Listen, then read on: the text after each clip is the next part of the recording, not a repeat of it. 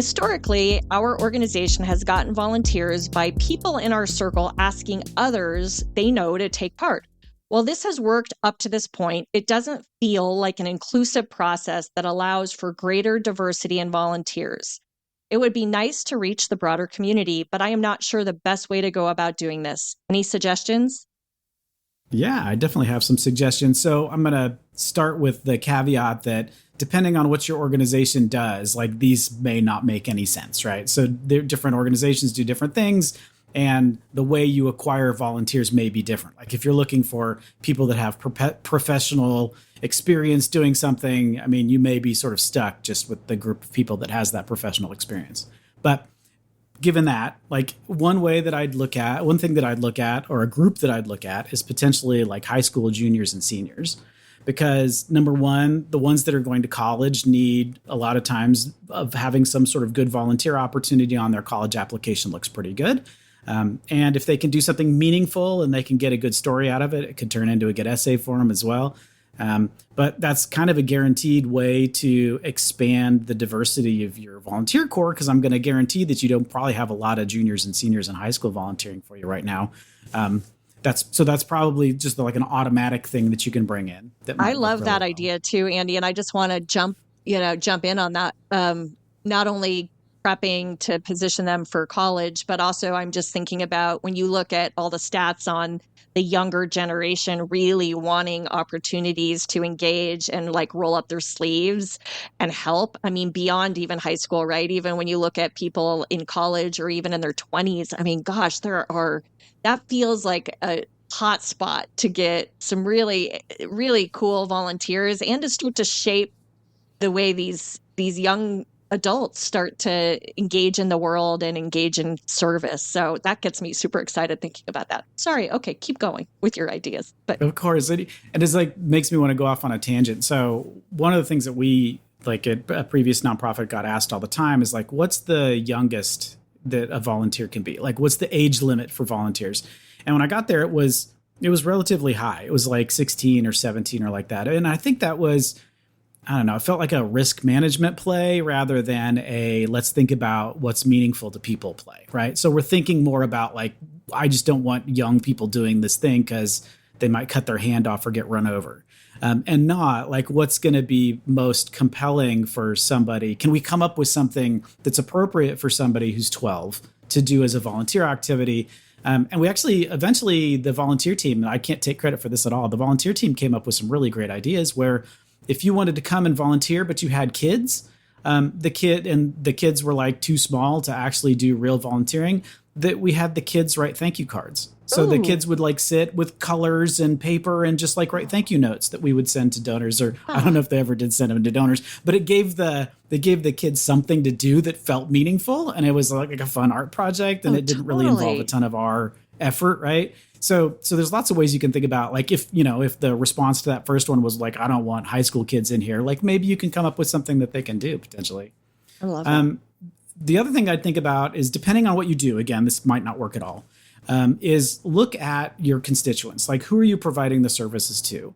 Because in some cases, those people are sort of natural volunteers. They're already interested in your mission because they're using the services that you're providing. So one potential opportunity might be if you're a performing arts center or something like that, and you've got people coming to see the things that you're doing or participate in some way. Those are natural volunteers for you. And one of the things that Stacey and I know and have said over and over again is a volunteer is a really well-primed donor. So if somebody has a really good volunteer experience, they start to see how your organization works. You get to show like how good you are at providing those services to folks. And then when they get a direct mail piece or they get a personal ask or something, or they're trying to figure out what to do with that $50 at the end of the year, that they're going to think of you because they had a good experience. So that could potentially turn them into donors, which is like a good side benefit of expanding your volunteer corps as well. And you could actually flip that on its head, right? And also look at donors who've already given, making their experience even more meaningful and rich by inviting them, if they want, to also volunteer, because sometimes people just don't even know if that's an option. So if that is an option with the type of work you do, I think that would be cool too. Yeah, that's actually a good idea. So an executive director that I worked with was really good at When donations would come in, the executive director would call people, and it wasn't like immediately after the donation came in. Sometimes it was like a month later or 2 months later when they finally got around to it. It was like part of the routine.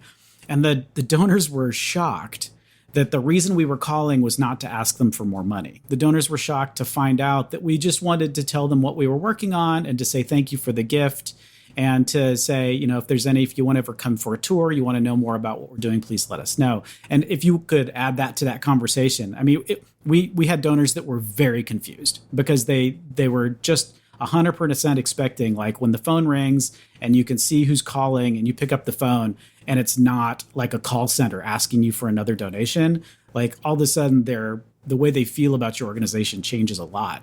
And asking somebody to volunteer is, I'd say, if asking somebody to make a donation is like a level 5 conversation, asking somebody to volunteer is like a level 2 conversation, right? Like, because people don't really feel bad about saying, oh, I can't, I'm too busy, right?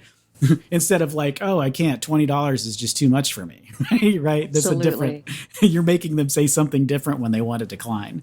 So, yeah. I also think the channels that you can reach new volunteers, you would be surprised. So if it's more of a professional volunteer opportunity, like an expertise you're looking for, I've seen organizations use LinkedIn or some strategic sort of social media tools. If you're looking more for like, hey, we want as many volunteers as possible to join with us to do X, that is less of a skill-based volunteer opportunity. Some organizations will use social media. They'll put it on their website. They'll put it in their newsletter. So there's a lot of ways, I think, the channels that you can use to attract volunteers. I have an organization I work with right now who has had a pretty steady social media presence. And interestingly, they have had a couple of outreaches, not within the last few months, of people reaching out and saying, hey, is there a way for our group to volunteer? And they don't have a huge following. We never thought that was going to happen. And it did. And so this organization was excited because they were like, wow, so someone's actually paying attention to what we put on social media and someone's actually willing to engage. And so I think there's just a lot of cool ways. I actually saw a Google ad grant that not too long ago someone did that was specifically used to focus and target, like, hey, we need volunteers. So I think there's some cool strategies. And I guess there's programs, if you're not familiar with them, you might look at like Volunteer Match. I think Idealist has an option to say it's a volunteer type thing role you're looking, but there's some of these national networks that, depending on what type of job you need done by a volunteer, sometimes you might need virtual mentorship. I've heard groups do that, and they've used these tools. So there is a lot at your disposal, and I can't wait to hear how it goes. And one of the other opportunities is your state may have this. I know Nevada does. There's a lot of times there's a state organization, a nonprofit, whose job it is to connect organizations and volunteers together. So we'll put a link in the show notes to Nevada Volunteers, which is one that we're familiar with, because that's where we generally are based. But there's probably one for your state as well. Nonprofit governance. Nonprofit answers. Nonprofit board. Nonprofit management. Nonprofit marketing. Nonprofit resources. Welcome to Nonprofit Everything, the podcast where hosts Andy Shurick and Stacey Wedding answer your questions about all things nonprofit. Hear ye, you have arrived at another episode of Nonprofit Everything, and I just cracked up my co-host Andy with my hear ye. Welcome to our podcast about Shakespeare in the Park. Yes. Hey, I'm channeling Shakespeare in the Park. So anyways, thank you for being here today. Welcome. We have a great episode ahead, and these great episodes, as you know, are made possible by you. So thank you for being our listeners. Thank you for sending us your questions at nonprofiteverything.com. And just thank you for the work you do. We always want to just say that we honor and acknowledge all the hats you wear and all the things you do daily. And we try to make this episode to hopefully give you some new tips, tricks, knowledge, and hopefully a laugh or two along the way, especially when we disagree on things. So with that, enjoy this episode.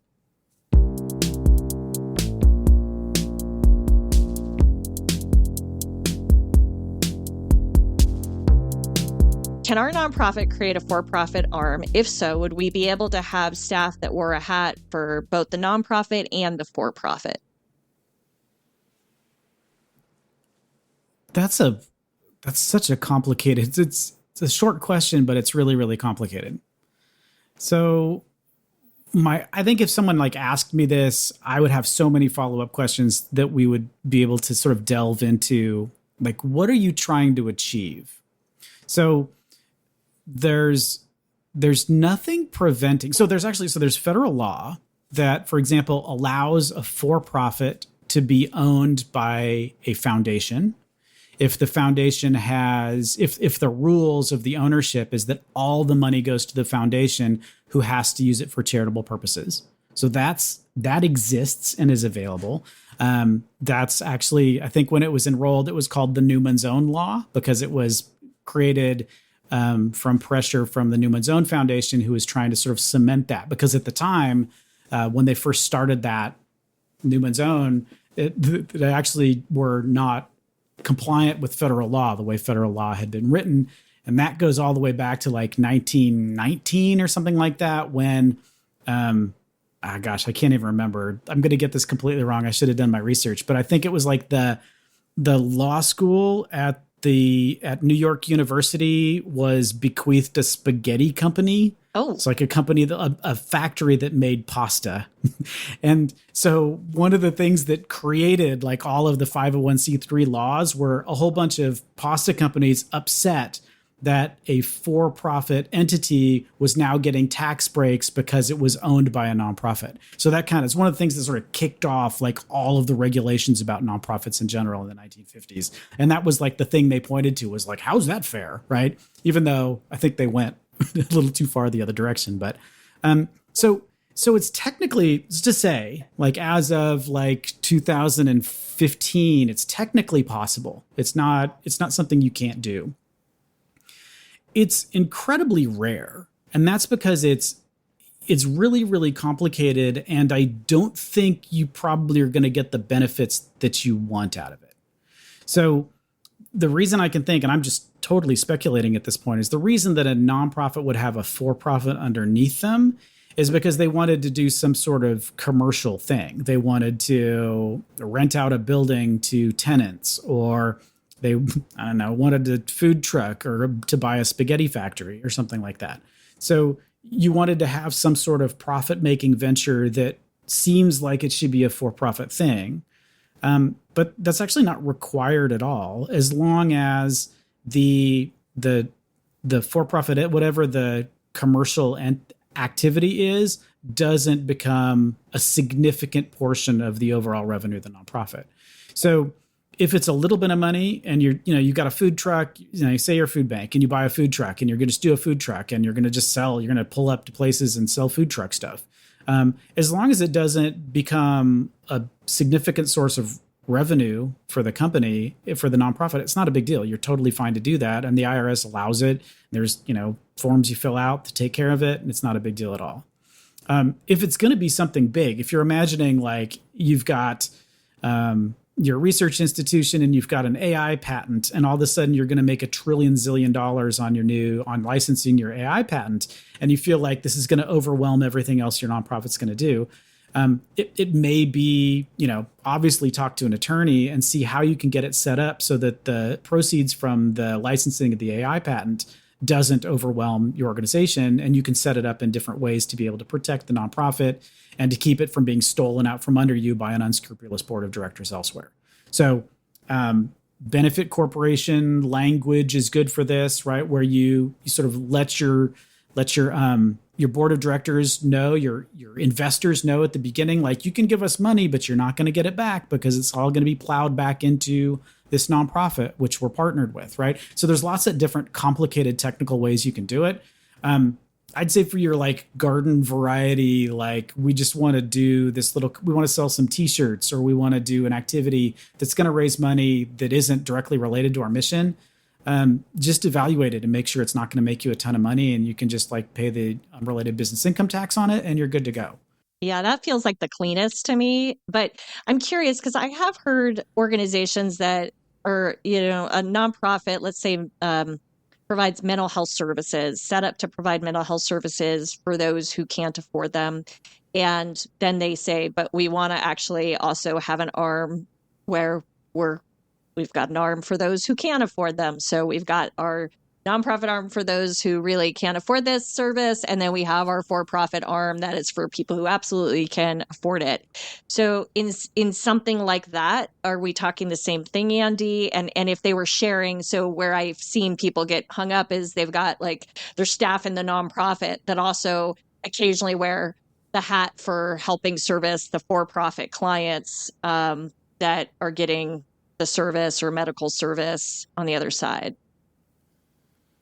And is that just shared cost? Anyway, I don't know. I think it's just not that complicated, because what the IRS cares about when they give you your 501c3 and you get to select like what kind of nonprofit I'm going to be, right? And the test has nothing to do with like what are you doing? Like you could do horrible things and call it a nonprofit and they're going to give you the 501c3 because all they really care about is, are you paying investors back? If you're not a business where investors are going to make money, if you're going to plow all the money right back into the organization to keep doing whatever horrible thing you're doing, because the IRS doesn't want to be in the position of saying, and they get yelled at about this all the time, right? You're a good nonprofit. You're a bad one. I don't like what you're doing. It's uncomfortable for us. You're telling people that the IRS is terrible. So we're going to not let you be a 501c3, right? So they don't actually have that authority. Their authority is really based on what is the governance, the physical governance structure of the organization. And when you make money, like what happens to the money? Is it going to get paid out to an investor or does it get paid back into the organization? Because it's like so if you're in the example that you gave, if you're providing medical or mental health services and your nonprofit is about providing mental health services, like it's at no point is it the IRS's business to determine at what level of need does someone get to have mental health services paid for? Okay. Right. So if you've got a big performing arts center and they're bringing in Hamilton, right? And it's a nonprofit, but they're bringing in Hamilton. And this is a big thing that everybody wants to go see. They're paying tons and tons of money to go see this thing. Like it has nothing to do with the need of the person that's walking into the theater to see it. Like that's not part of the nonprofit equation. What the part of the nonprofit equation is like, are they providing some sort of service that could be considered charitable? Right. And just because somebody can't afford it, like that's just a program fee. Right. Like if Right. you can have a sliding scale, there are nonprofit restaurants where it's pay what you can. So you walk in and like how much is the grilled cheese? It's whatever you want to pay me for the grilled cheese. Yeah. Right? Yeah. And that's 100% legal. That's a perfectly reasonable way, as long as all of the profit gets paid right back into the nonprofit to continue to serve that mission. So yeah, totally legitimate, doesn't require any complicated governance structure at all. Maybe it changes. This is probably a big distinction. And I was thinking as you were talking, so I think what I've heard more of than the nonprofit having a for-profit arm, I've heard it more from for-profits wanting the nonprofit arm. So I'm a for-profit mental health organization. I charge, I'm the owner, or whatever. I've probably not shareholders, but whatever. I get to keep and benefit from all the money, right? I've got that. But I also want to help these people. And so what is the best structure? So do I create a separate nonprofit arm? And then that's where grant funding goes to. And so maybe I'm getting too like complicated with this, but I think that's actually more what I hear of. I don't know about you, Andy. I feel like there's more of that. Someone saying, hey, I've got this business, but I also want to help those in need, but I need money to help those in need because I can't always afford that all, or only a part of my proceeds from my for-profit can go to this. Anyway, what are your thoughts on that? Does that change this dynamic? No, I'm going to say, since that wasn't the original question, I'm going to be super catty. I'm going to be super catty and say, leave it to the professionals. Like yes. if you're a for-profit business and you're doing something and you feel like you could serve more people because you want to create a nonprofit arm and then you've got access to grant money, instead, why don't you find out somebody who's already doing that and give them the money? Yes. Like rather than you figuring like, I'm smarter than everybody else. Yes, I'm going I to do love it that. myself. Yes. Give it to somebody else. Like find a nonprofit who's in that space, give the money to the people in the space. Because, and I mean, thankfully, none of my corporate clients listen to the podcast because it's kind of out of their realm. Yeah. But I say this a lot, like, because people come and they're like, hey, we want to create a foundation. And my first question in a really polite way is why? Right. Like, tell me what you're trying to achieve, because the answer is probably not, I want to create a foundation. The answer is probably something different. So let's figure out what that different thing is by telling me what your outcome is, rather than telling me, I would like to create, like, and it happens all the time. And I just say, if they just kind of keep digging in, they're like, I want to create a foundation. I'm like, okay, let me give you some attorneys and they will create foundations for you all day. But if you want me to help you, we're going to talk about touchy-feely stuff and not about like bylaws. That is super boring. So yeah. I love that. I love that response. It actually makes me, I mean, not that I'm advocating for what I just shared about that example, but I don't know if it's happening more out there. I feel like I'm hearing, and I don't know if you are, like, I don't hear often with that question, nonprofits thinking about a for-profit arm, but I feel like there's more and more for-profits sort of looking at this, it's like they're trying to capitalize on what they think is like all this money or grant money out of nonprofits. And I'm like, yeah, good luck to you, right? Like, great. Yeah. Now you get to run a nonprofit. A lot of it is like either the marketing or the PR team having a conversation about how do we justify the really high prices that we're charging for this particular thing? Is there some way we can deflect attention from our bad activity? And nonprofits feel like, if we can talk about all of the good nonprofit stuff that we're doing, maybe people will stop paying attention to the terrible stuff that we're doing. And the good news is that is totally transparent and nobody buys it. Like, so you can be like, and I mean, it happens all the time. Like Chevron, years ago went into this big thing about like how like these disused oil rigs in the Gulf of Mexico were now habitats for all of these like sea creatures, right? And nobody reading, and there's these big glossy ads that are like in National Geographic, right? And nobody reading National Geographic thought, man, Chevron's a delightful company. They thought, wow, look at what you're doing with your trash, right? No, they didn't get any positive PR benefit from that at all. The only people that the photographer probably got some money, like National Geographic got some money for the ad placement, but it made like zero like benefit to making people feel better about that oil company. Like, so it doesn't work. But they're going to keep trying it. They're going to keep trying to play in our sandbox and set up nonprofits and try to show us how it's done. And then we're just going to sort of patiently tell them that they can go away again after they give up and right. While we grit, we told you it was hard. Yeah. While we grit our teeth and roll our eyes, kind of like we're doing right now, if anyone could see us. So yeah. Yes.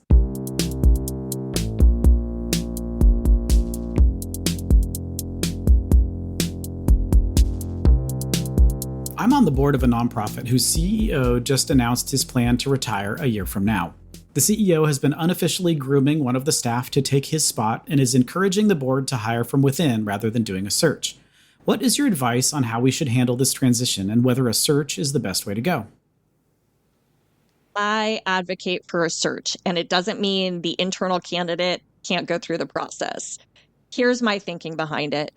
It sounds like the CEO may be sort of trying to do the board's job by figuring out the next person. And the board needs to really take some time itself and reflect on what does this organization need moving forward, right? Like what does the next phase of this organization look like? What types of qualities do we need in a leader? What have been some of the existing gaps or weaknesses in our current leader, and how, right? Like what would we like to see different? And I think the board needs to have that discussion, or a committee of the board, however you want to set that up, to then figure out, okay, this is kind of like that desired profile, like candidate profile of what types of skills and qualities and background we're looking for.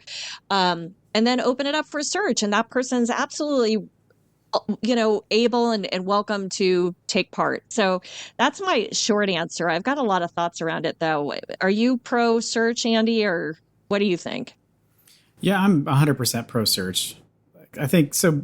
A good manager anywhere should be spending their time like working with their subordinates to make them better leaders. And whether that's taking over the CEO job there or someplace else at a later date if that's something that somebody's interested in, that's absolutely something that the leaders should do.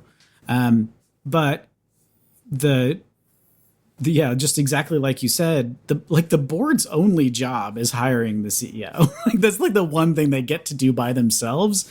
And the internal candidate may have a leg up. The internal candidate may know all about the mission and how everything works and may provide a really smooth transition and knows all the donors and their idiosyncrasies. It could be the best fit, but you don't want to take away the board's only job. Like, you want to let the board do what the board's going to do, and you're not going to hurt anybody's feelings. I think, the other reason I would never let the ED king make is because, in my darkest brain, there's an opportunity that by having an internal transition like that, you get to hide the ongoing fraud that's been there for 20 years that nobody knows about except for these two people. And if you can keep this transition in the house, then nobody needs to find out what the old CEO's been doing for the last 20 years. So that would be just one. If you need to convince a recalcitrant board member to do a search, that's something I might bring up. But I mean, the likelihood that that's happening is probably pretty low.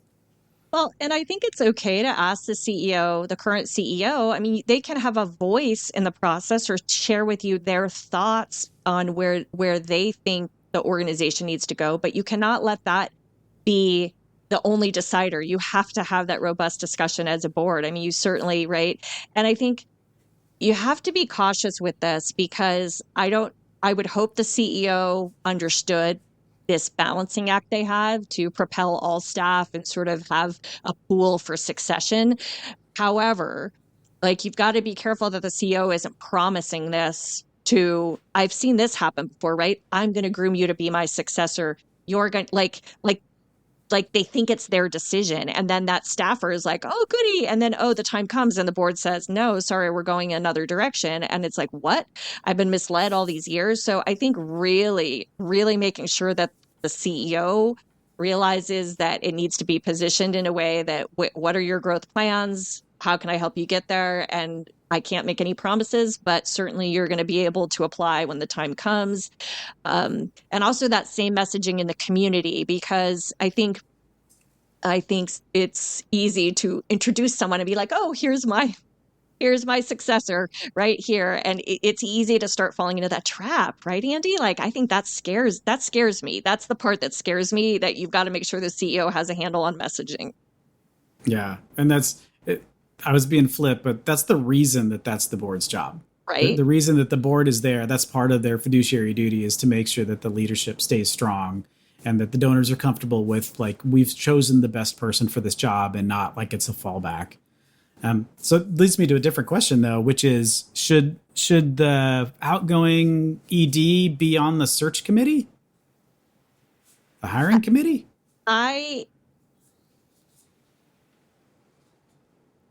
I am pausing to really think about this because, so I think that they could have a lot of perspective that the board may not have, but it has got to be balanced in that they are one vote, they are one voice, and there's got to be that criteria. And here's what board has done its work on. Here's what we're sort of looking for based on what we know from what the ED or CEO has told us, like, and what we know about our organization. But yeah, I don't know. It's a slippery slope, Andy, because I also want to be like, it depends on the person. That sounds awful, but right? Like, I think there's some people that would not be able to hold that seat and understand their role in it as the leader of the organization and try to manipulate the decision. And then I think there's others that would really look at, like, what's in the best interest of the organization. My hope is if they're of that mindset, then I think they should be on the committee, but make sure it's not just a committee of two, because they will probably win. So what do you think? Yeah, I think like, so anytime I've been part of these situations, we've worked by consensus too. So it's not like you have a hiring committee of 9 people and the winner won 5-4, right? It's usually everybody in the room needs to convince everybody else that the candidate they're going to select is the best candidate for the job, and everybody needs to agree, but because that's the best success. Yes. The best opportunity for success for that person taking the job is if the full board thinks that's the best person for the job. So if you have the ED in there and they're saying, oh no, this person really needs to do it, if you can't get them to change their mind, you may have difficulty later too. So I don't know.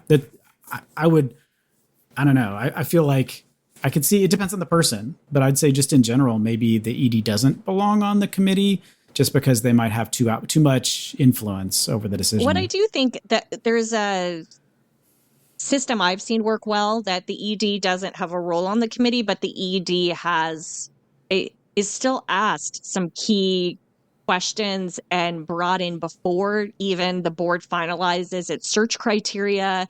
I've seen some boards actually go as full blown as hire an external consultant to do an organizational assessment that sort of shows here's where the holes are in the organization. So they like have an objective outsider. So I've seen, people go to that extent, but I think the ED definitely should have a voice, but maybe it isn't a role on the committee. Yeah, that one I struggle with. I lean towards being more cautious and letting this truly be a board-driven process. I think it would be hard if I'm an ED and I'm asked to be part of the search process for my successor. I'm going to probably lean towards someone who's more like me. I'm going to, right? Like that's just without even realizing it. I have that inherent bias because, I ran the organization well. So I think it should be someone that's like me. And maybe that's not at all what the organization needs. So actually, as we're talking through it, I like the idea of involvement, but not on the search committee. I want to say one other thought before I lose it, because I think it's so important if any boards listen to this or someone can share this with their board. I think boards can get very short-sighted when there's a search of what's the quickest, easiest, cheapest way to go. And that is, let's go with the internal candidate. We don't have to pay for a search process, or we don't have to put our own time into a search process, XYZ. So it becomes much easier, and it's a known quantity. We know how that person's shown up in their role up to this point. So there's a little bit of safety that comes with it. And here's the thing, I'm all for, I've been a beneficiary of internal progress, right? Like where I've gotten promoted to positions and been able to play. And so I'm grateful for opening it up to internal candidates, but I'm I still want you to really actually feel like I'm the best fit, not just because I was the easy, cheap pick.